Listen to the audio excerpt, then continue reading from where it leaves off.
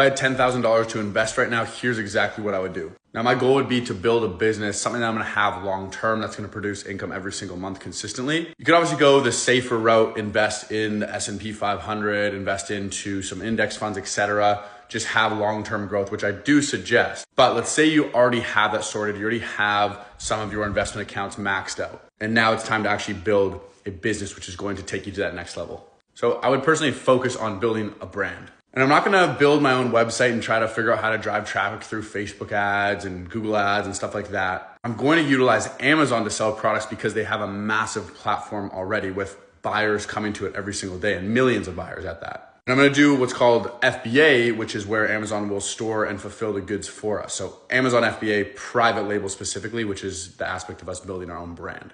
Now, the reason why I'm gonna do this as opposed to say something like drop shipping is again, because you're on a platform that has millions of buyers coming to it. And so it's a lot easier to gain momentum initially.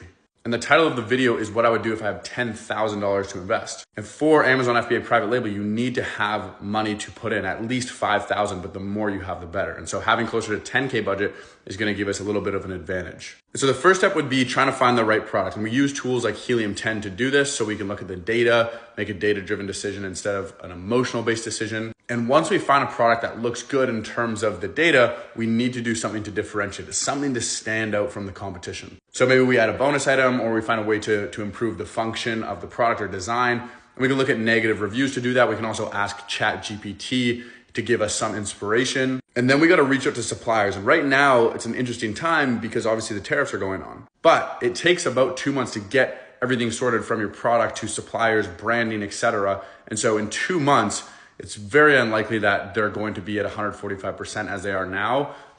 We don't know that for certain, but I would still start making progress now. If you're worried about it, you can also start looking into other countries. Maybe we get a product made in the US, or maybe we go the route of something in India or Philippines. I then get my products manufactured, probably start with 500 units sent from, let's say just for the example, if the tariffs are cleared in a couple months, from China to the US. And then we start PPC, which is their internal advertising.